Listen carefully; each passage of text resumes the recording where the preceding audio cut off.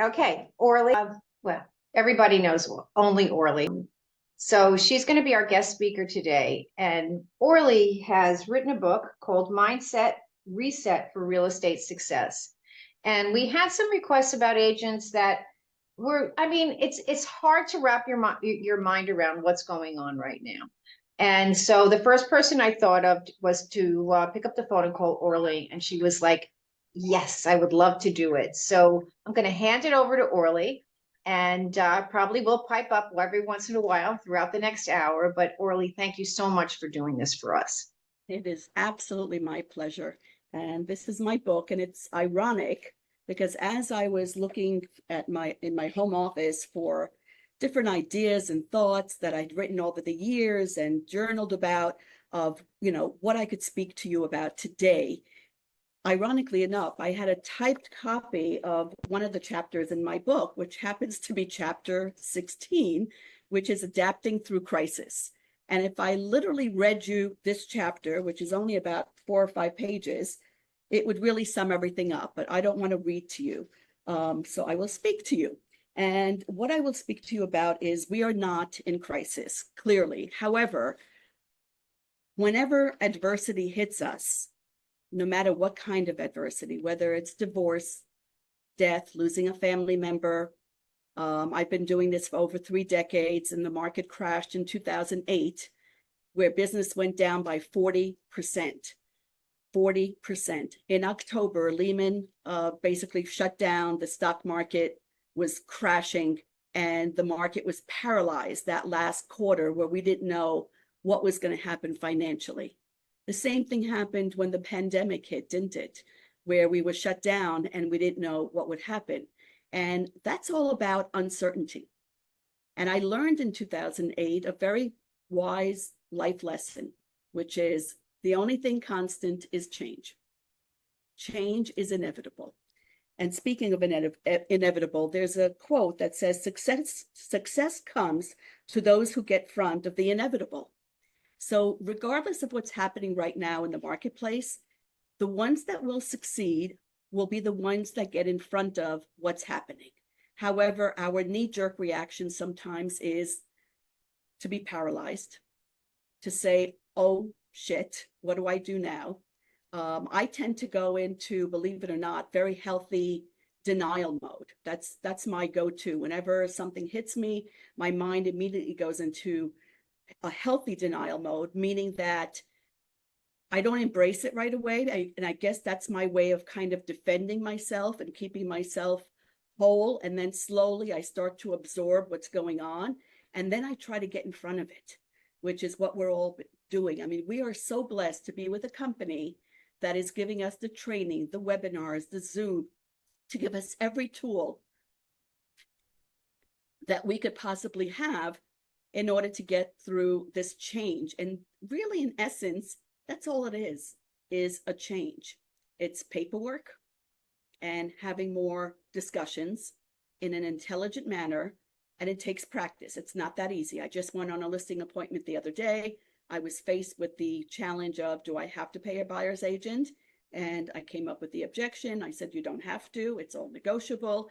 However, the more people I can get into your house, the more offers you'll get and the more money you get. So you tell me, do you want to offer a buyer agency compensation? And the answer was, of course, yes.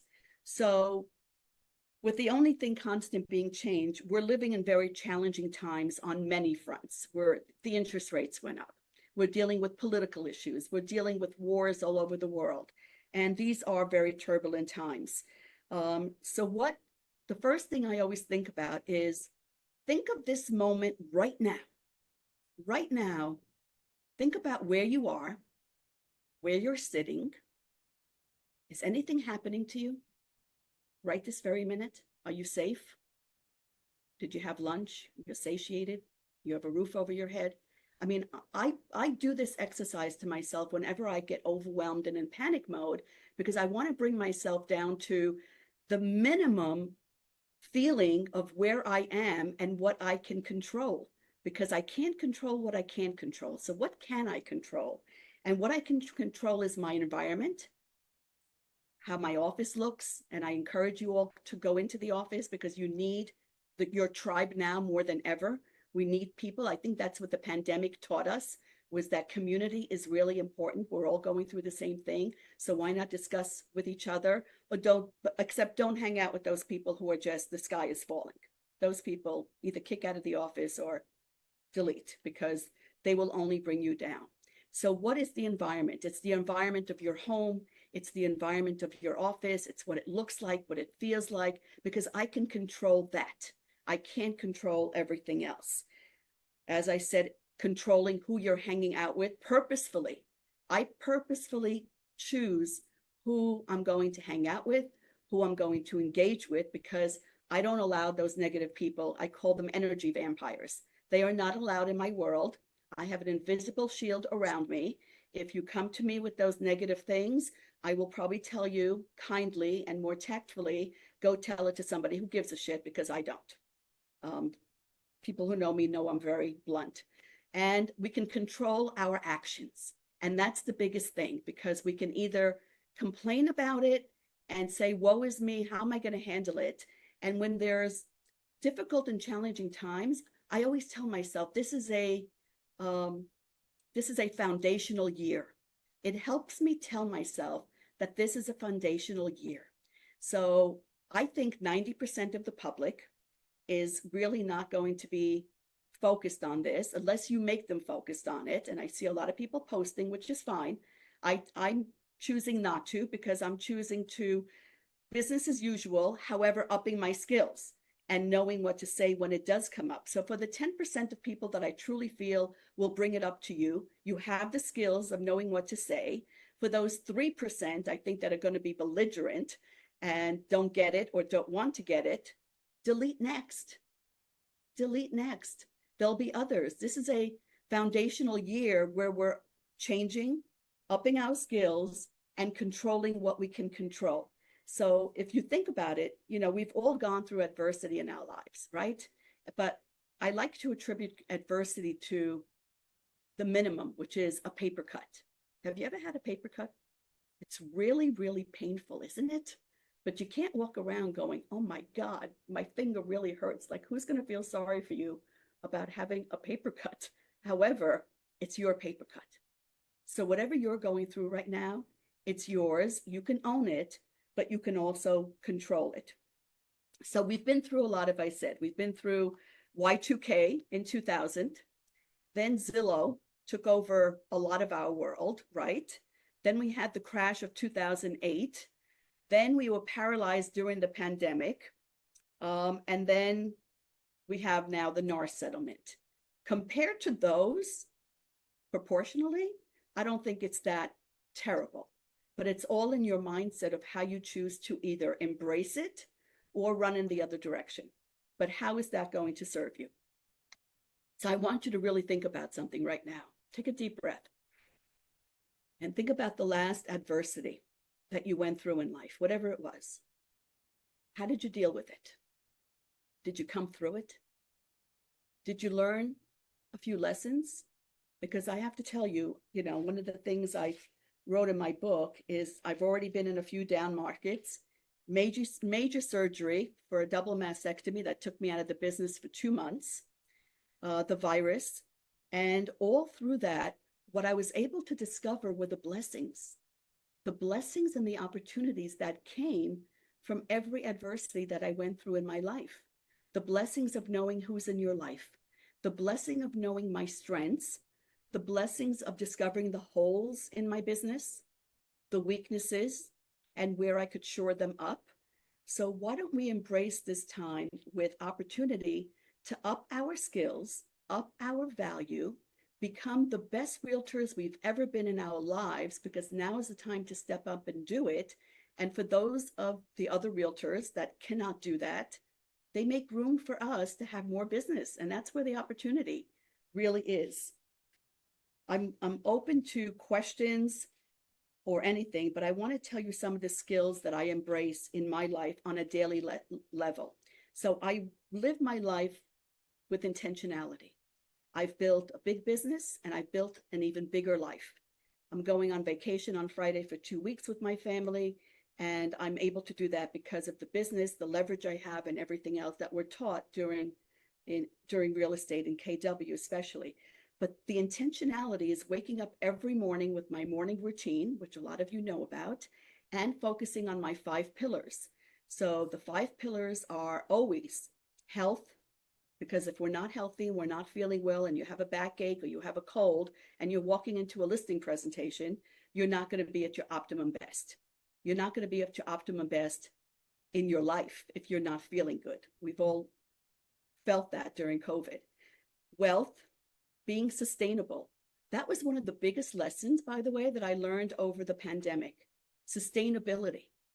2 weeks after it started, I started to realize, oh my God, if I had not shorn my life and finances and relationships, I would have not been sustainable over that pandemic. But I realized that my relationships were sustainable, my finances were sustainable, and I could thrive through this crisis, not knowing what was to come. We didn't know that the market was going to boom right afterwards. Had we known that, we would have said, bring it on. But at that moment when we were paralyzed and couldn't do business, we didn't know what the future would bring for us. So it's about health, it's about wealth. Most importantly, I think, is personal growth, how you deal with life, because 90% is what happens. 90% is what happens to you. No, 10% is what happens to you, and 90% is how you deal with it. It's attitude. Is your attitude contagious? Do people naturally gravitate towards you because of your positive attitude? Or do you find that when you're speaking to people, they kind of tune out or walk away? Because we all have those people in our lives that are like, I don't want to listen to this. So it's about personal growth and who you are and how you show up during these times. How you show up for yourself and how you show up for each other is, I think, sometimes even more important. The fourth is relationships, and who those relationships are in your life. Are they authentic? Are they real? Are they deep? In the wheel of life that I always tell people to do, it was interesting that this year, for the first time in my wheel, my relationships was at the highest score. And believe it or not, business and career was at the lowest. And I think that was in a way by intention, because I wanted to deepen some relationships in my life, which I did because I invested in them. And now I can focus on other things like my business. And the last thing is business. The last pillar is business. And these are the 5 pillars that I keep in mind every single morning when I wake up, get on my treadmill. That's my routine.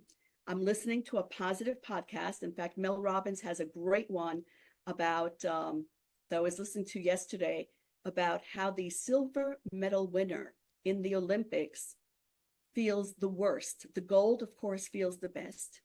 The bronze feels great because of all the people behind them. They reached bronze. They made it. They're a medalist. But the silver guy, he's always thinking, God, I could have done something differently. I could have practiced more. One more second and I could have been gold. They're miserable. And they made silver. So it's all in your mindset. It's a great podcast. So I listen to things that are positive and that feed my soul. Then I go to my gratitude journal because you've heard it before. It's boring to hear, but it's so important to really focus on what you're grateful for, because that brings life into proportion and practicality. So no matter what is going on around you, I can still be really grateful for my relationships, my beautiful home, my friendships, and then whatever happens in business to me is secondary. And then I have another journal that I do. It's called the 5-minute journal. And then I email 5 other women in my tribe every morning around the country who are realtors. And I email them my wins, because in reading the book, The Gap and the Gain, I realized that we all focus on what we didn't do the day before, what we didn't accomplish, what we're not enough of, and all the negative things, because that's where our mind goes. It's like, ever take a picture of a group of people, including yourself, and you look at yourself and you're always looking at that one feature that you hate. That's where your eye is going, to the feature that you hate, instead of looking at the whole picture or the other beautiful things about you. So it's the same thing in the gap and the gain. You're focusing on what you didn't do, the gap. But if you turn your mindset around, and I email them every morning, my wins, my wins from the day before, even if I just wrote 5 anniversary cards, even if I just made 5 phone calls, I went to pottery class, whatever those wins are, they're your wins. And it's a great way to wake up in the morning. And then when I get theirs, I'm so happy for them and that lifts me up. So how are you starting your day every morning in order to ground yourself and prepare for the day ahead, which is uncertain? We don't know if a deal is going to fall apart.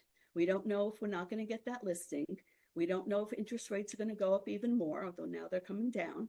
But all of that uncertainty is manageable when you're grounded and you know that the basics in your life are going well. One of my mantras when I wake up in the morning is, I am in choice and I am in joy.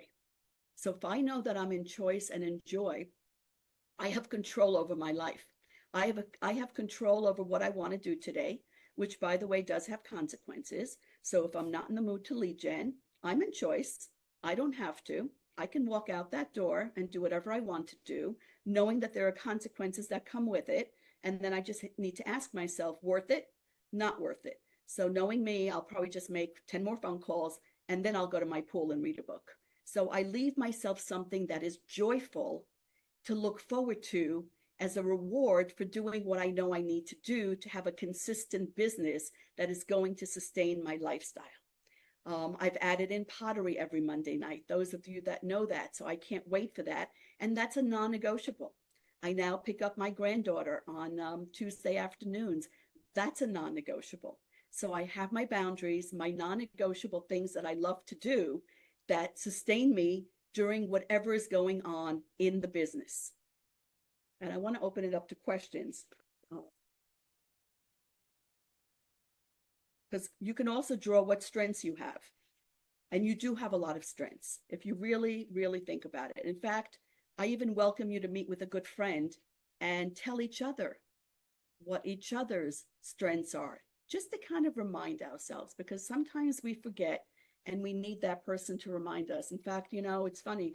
Last Monday, I came into the office and there were a few things that really went awry and I was feeling not great. I was actually feeling like walking out that door and never coming back in, which is rare, but that's how I was feeling. And I went back to my tribe and I emailed after I emailed them my wins that morning. And I actually emailed them and I said, full transparency, having a crappy day.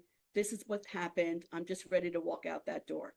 And one of them emailed me and then another one called me from California, talked me off the ledge, reminded me of who I am, you know, what my strengths are. And that really lifted me up. And by the end of the week, I was so high because I had accomplished more than I would have accomplished, but I reached out. I reached out to my tribe and became vulnerable and transparent about, you know what, today's not a great day, because we all have those days. But we need those people that we can trust. I'm certainly not going to put it on Facebook. I'm certainly not going to tell my clients because, and who's going to feel sorry for only Orly? Not many people, I have to tell you, and I don't blame them. But you have those people that you can be real with and tell them what's going on.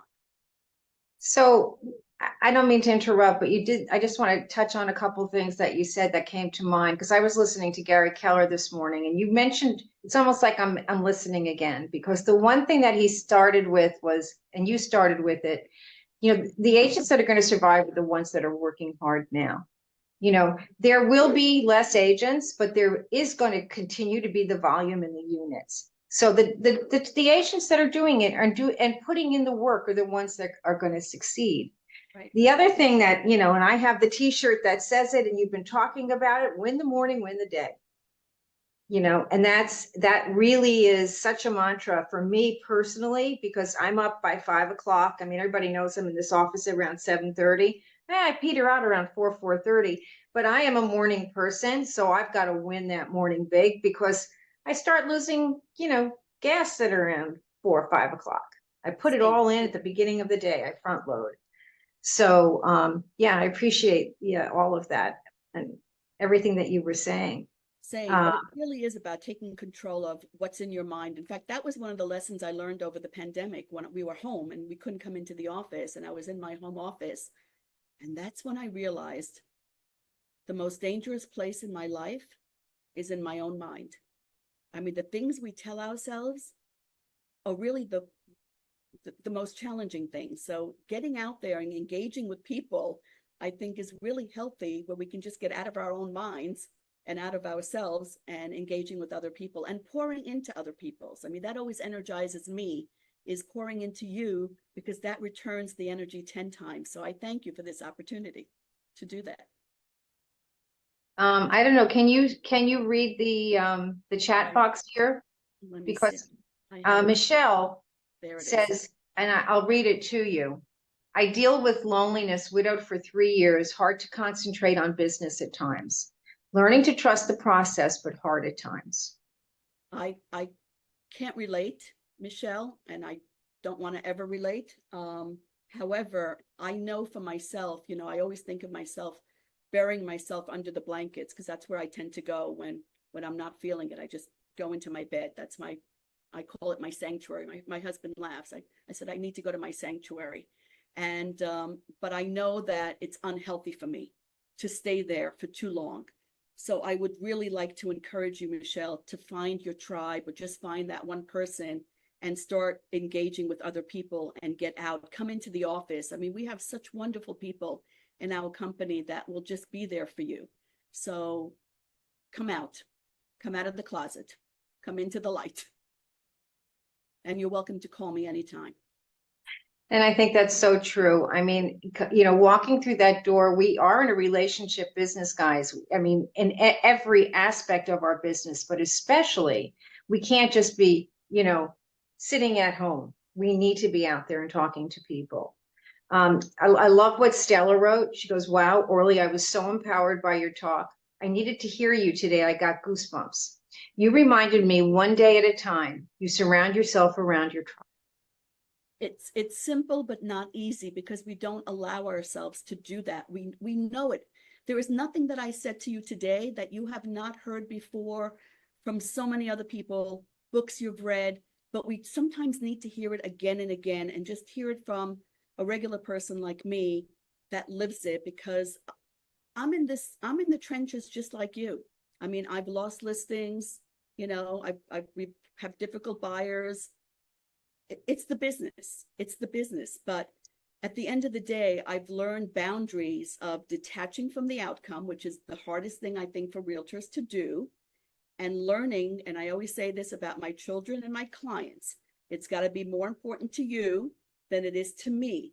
So right now I have a seller that's going to delay a closing by a month. I've done everything to help them, and I really tried to get it to close on time, because it's important for the buyers, but I represent the seller. And after I've done everything that I could, we'll close. I'll get paid this year. I've detached from the outcome. I've done everything I could. It's your life. No big deal.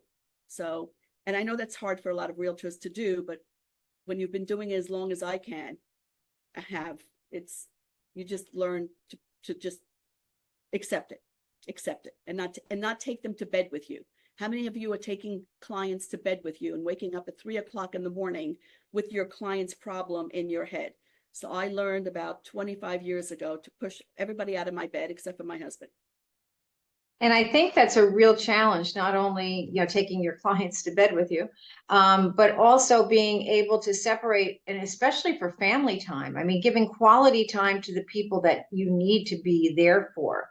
Because I know when my kids were young when I started, and I'd be cooking and talking on the phone, and they'd be screaming in the background, and I know that I wasn't always the best version of myself, with them in hindsight. So what are some tips on that to help us be more present? Ironically enough, I've always heard, we need to be more present, not on our phones. And as much as I try to be present, I discovered recently that in one of the relationships that I really wanted to deepen, I will be very transparent and vulnerable with you, is my oldest daughter, who I felt some resentment towards me, which was very rare because we're very close family. So I decided this year, she's turning 40 in October, and I decided to do a mother-daughter trip. You may have seen it on Facebook. I took her to Asheville. I asked her where she wanted to go, and we really did some deep thinking, deep talking, some crying over this trip. But I needed to be vulnerable. I needed to give her permission to say what she needed to say. I needed to allow myself to be open to it, as hurtful as I thought it was, because I don't have that opportunity to do that with my mother, who is 92. So I wanted to give her that gift of get it out so you can heal. And one of the things that she said was, you were always only Orly. You were always on. And I remember coming home, doing homework in my dress, in my suit, just taking my shoes off, making dinner, tucking them into bed, then putting my shoes back on and going on a listing appointment. And not realizing that during that time that I was with them, my mind was maybe on that listing appointment or another transaction, and I wasn't 100% present.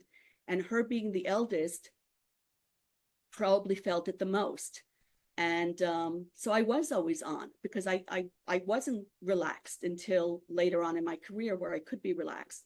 So I apologized for that. And, she goes, everywhere we went, you were always on. But part of it is my personality, and part of it is everybody knew only Orly. So, yes. But even in the supermarket, you're on the phone with an attorney, you're talking so nicely, and then you're yelling at us. I said, well, that's what mothers do. So, you have to own it. But that was one of my goals this year, was to repair that relationship. And it was the best money I'd ever spent, the 4 days that we spent together, and what a change since then. So I encourage you, because it's never too late to repair those relationships because of the business that we're in. And you can hear how emotional I am with it. Thank you for that, because that really was what I was going towards. Yeah, we've all been there. We've all been there. I mean, we try to be present, but this business is all consuming. And and I learned a long time ago, I wrote about it in my book, about putting boundaries on.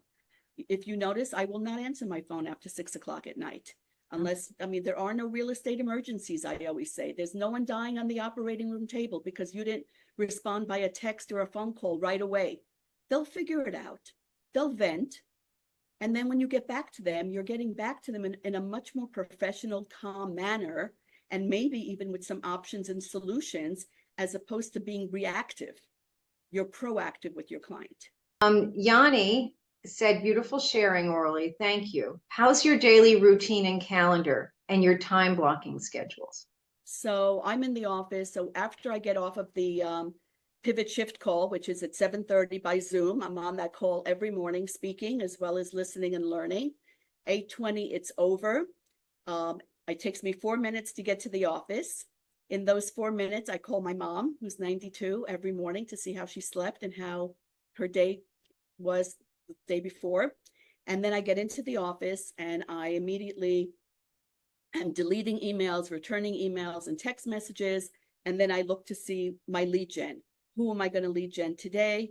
And I'm pretty much out of the office by 4 or 5 o'clock in the afternoon. My appointments with clients, and I only do listings, I don't work with buyers, is in the afternoon. So I start usually, depending on my mood, I'll start like at 1, 2 o'clock in the afternoon, so I can get all my lead gen done in the morning, take care of all the clients as far as the pendings, and then I can go on appointments in the afternoon and then call it a day. I don't work weekends now, and I don't work Friday afternoon. I don't know if you can see the chat, but you have so many hearts and everybody thanking you for being so transparent and open. Yeah, this is so sweet. Just thank you. We need group real estate therapy. Yeah. Anybody, raise your hand or unmute yourself if you want to speak to Orly one-on-one instead of me just reading it off of the edge here. I will always be very transparent, the good, the bad, and the ugly, whoever knows me. This is Michelle. I actually thought about therapy for real estate only because a lot of us are going through a lot of mental, emotional, and sometimes physical things. And our business, and those things prevent us from being the best in our business. And sometimes only the ones who are in real estate may understand. So it was just a thought that I had. Well, I'm going to be doing group coaching, which is not therapy, but I'm going to be doing group coaching for James Shaw soon. It'll be a 4-week program, 1 hour every week. So we're putting that together, and it will have a therapeutic component to it, because we all know that you cannot be a successful business person if you're not a successful person. It's like going into a house. Did you ever go into a house that was completely disarray? There's laundry on the floor, dishes in the sink. Like, these people didn't take care of their house. You cannot tell me, no matter what, that those people have a good credit score. It goes hand in hand in alignment with who you are. You cannot have a perfectly, a perfect home organized and everything's in place and the credit score is 500. I don't buy it. In fact, I used to play that game after 2008, guess their credit score. And I would walk into somebody's house and in my mind, I would guess their credit score. And afterwards, if I felt comfortable, I would share it with them. And sure enough, I was right, because I realized you're out of alignment. So who are you right now as a human being? How are you adjusting to the changes in your world, in your life? And who are you to your friends and your family? And are you in alignment with what you want and who you want to be going forward? Because every day is an opportunity to start again. That's the beauty of being us. Every morning we can decide it's January 1st and I get to decide to improve who I am on some level. At least that's the way I see it. Now, Orly, I was lucky enough to be part of one of your workshops. Are you going to be doing any more of those? Because that was a wonderful day of sharing. There were tears, there was laughter, it was fabulous. I will be doing those again. So yeah, in fact, I'm looking for maybe the Market Center to host it. But yes, I would love to. I mean, I love pouring back into people because I realize that we're all in our own little worlds, thinking that you're the only one going through something. And then when you hear it from somebody like me, who you think, and I know some people think that, not that I walk on water, but my life is perfect. Listings just come to me, whatever. No, I'm human. I go through things. I have relationships. I've worked on them. I just celebrated my 42nd wedding anniversary, and somebody, my pottery teacher, actually said to me, "You're like my fairy princess, like you're living the life that so many people want." And I said, well, I worked at it. I will share with you that at some point in my career, over 20 years ago, 25, I realized that I could soar even higher in my career, but I also realized that I would wind up there alone. And was the price worth it? And I realized, nope. All the money in the world and all the listings and all the glory is not worth it if I was going to be there alone and have nobody to share it with. So I had to work on my marriage in a way that would work for both of us, because again, nothing is perfect. We go through ups and downs in life, but it's what you do with it.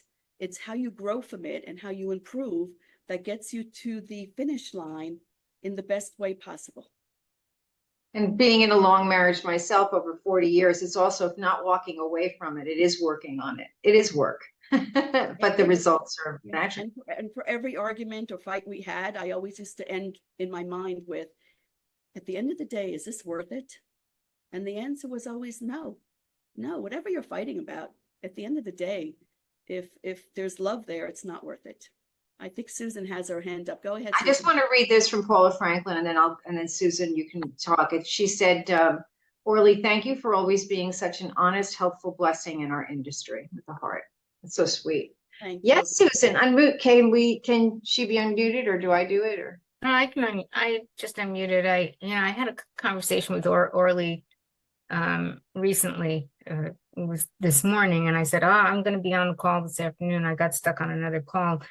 But she gave me some insight to something that I didn't even realize about pivot shift and my and that really hit home for me today. I really wanted to let you know that it really hit home. I did a lot of soul searching after I spoke with you on the phone this morning, and I thought I really have to listen to what she has to say.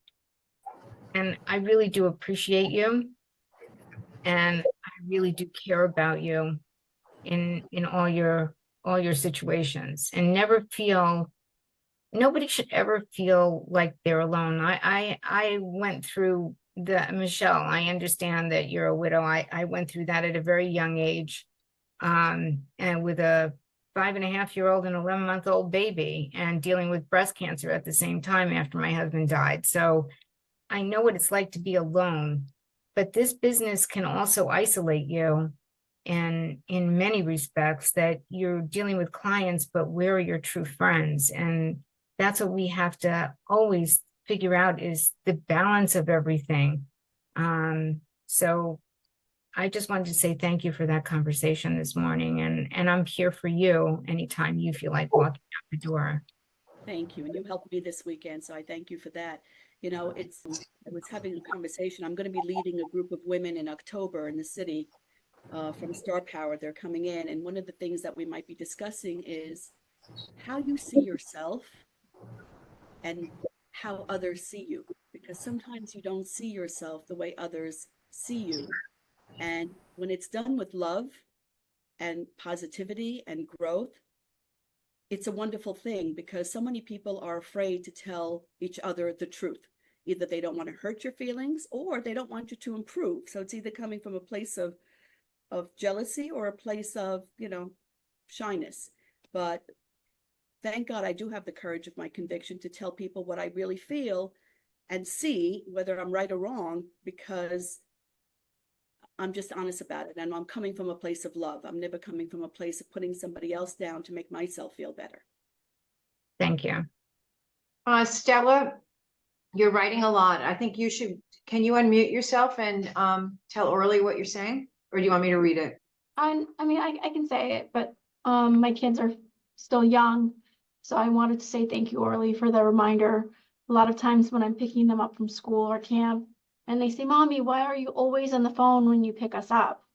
And I just say, oh, it's my job. It's how I get paid to put food on the table and so on. I remind them these things, but it's important to remember that they're important too, and to give them that time now before they're adults and the time isn't there anymore and they have their own life. So thank you for that reminder. You're To be very present welcome. with your children. That's the biggest takeaway. And it's a constant toggle and a constant battle.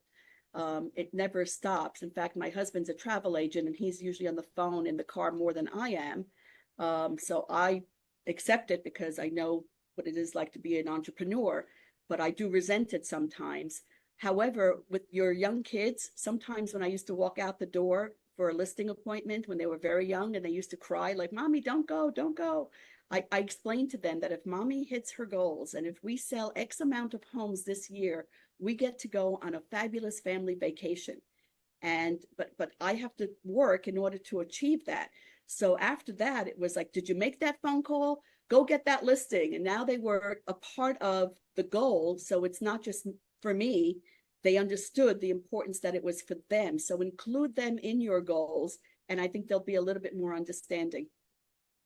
I used to take my boys to Toys R Us after every closing.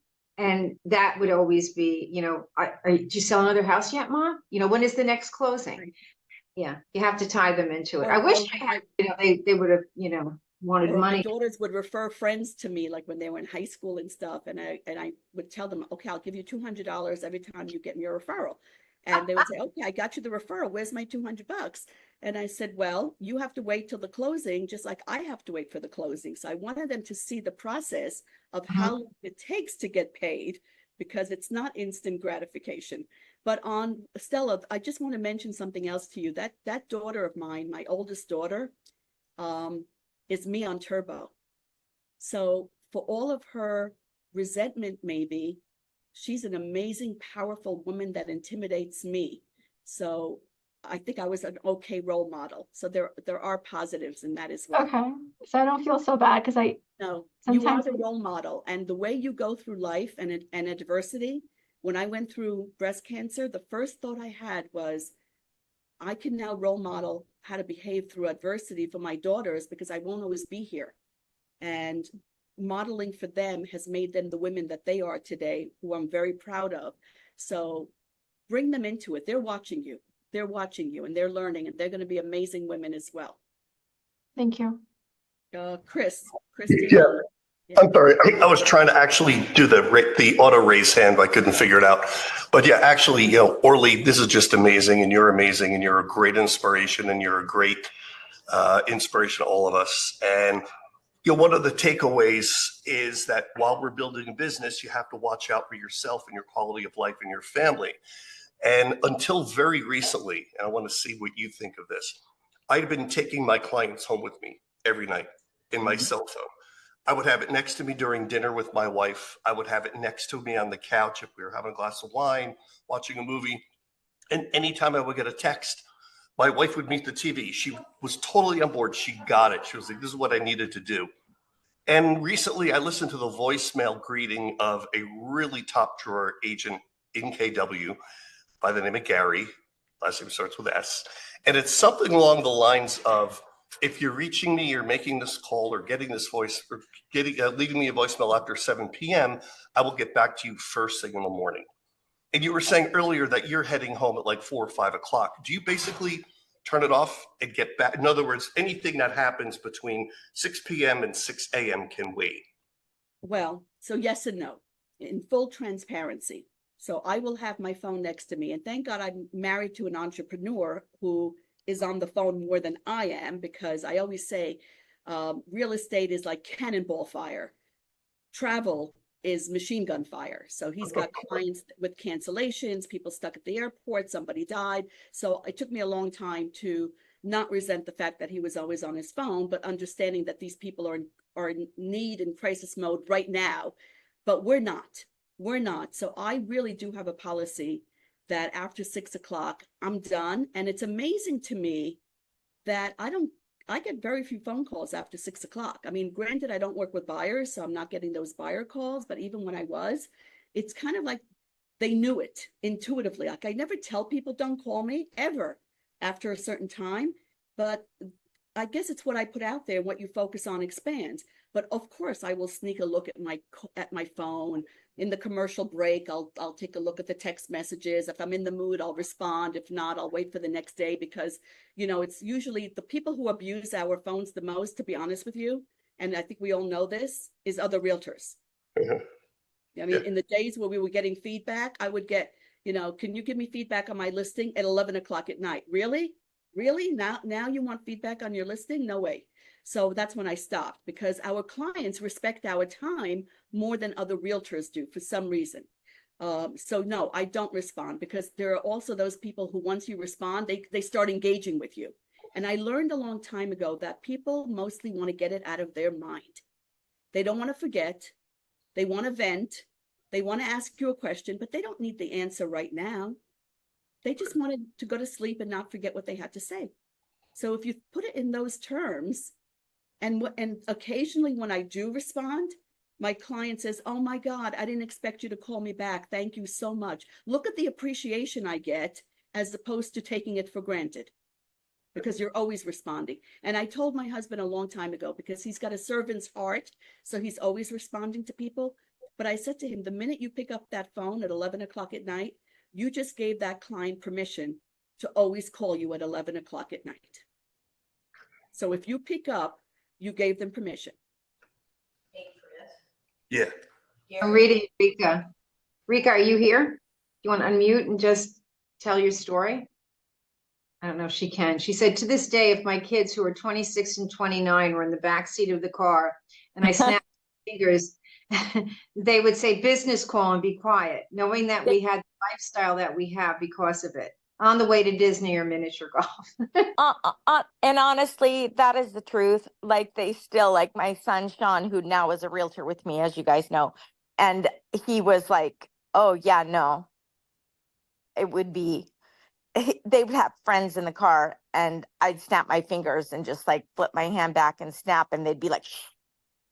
Because this is why we get to go to Disney World again. This is why we get to go. Like, so they were involved, exactly what Orly said, in getting them to be a part of it and getting them to have ownership and respect for what we did. But I was always still present. And that's why they are the men that they are. Absolutely. And in business. And how many kids said I would never go into real estate? And next thing you know, they're in real estate. I remember the day that Sean told me he wanted to be a realtor. I'm like, what? Have you not met my life? No, and it's funny because all my son-in-laws, when they entered our family, all said to my daughters, what are you, crazy? Take over your mother's business. Like she's invented the wheel, but no. One of them That's funny. Yeah, no. but You it's never know. very, I it's remember very her sweet. snapping But of her fingers. honestly, train them up in the way they shall go, and teach them respect for what you also do and how hard you work, I think. And yeah, it's a work ethic, and you know, we're teaching them choices. You have choices. You can go for the 9 to 5 and get, you know, climb the corporate ladder, or you can be an entrepreneur. And it's funny, all my daughters said, no, it's too much work. I don't want to be available 7 days a week. I don't want to work evenings. So it's a choice. But the benefit and the lifestyle. Yes. I remember, I'm just going to share this. When I first moved here and my husband was in corporate IT, and he was like, I have 4 more vacation days left this year. What do you want to do with them? And I was like, what? How do you not have control of your life? I don't care how much money you're making. So we are blessed. And right now, honestly, I just want to share this. Is I said this to Sean. I said, this is the time when the wimps are going to get out. And honestly, when real estate is easy, everybody and their mother becomes a realtor, and it takes away the business from the people that are actual realtors. And so I'm excited for all of them to go away and us to get our fair share again. More than our fair share. And yes, this is about the opportunities. So I'm going to leave you with, what are you going to do differently? What are you going to do differently? Even if it's one small thing in your life or in your business that is going to keep that mindset in a positive light and sustain you through the changes that we're going through now, and probably more changes to come, because the only thing constant in life is change. Amen. Well, thank you so much, Orly. And I love ending with that, because now we all have to sit and go inwards and think, go internal and think about that. Can you just say it one more time? So what are you going to do differently? Because the only thing constant in life is change. And we're going to see a lot of more change in the future. That's just the way life is. So who do you want to be? Who do you want to be as a human being through those changes? It's a question that I ask myself often when I'm faced with an ethical question or integrity or whatever. It's, who do I want to be? And how do you want people to see you? Thank you. Thank you for the opportunity. I really appreciate it. I love pouring into everyone, and I'm an open book, but you can Love get that it's being shown in the yeah, there's your book. I have it on my desk somewhere too, and at home. All right, everyone. Until next week, and thank you, Orly. Have a wonderful vacation. Thank you. Thank you. You'll see the pictures on Facebook. I will. Bye. Thank you, Orly.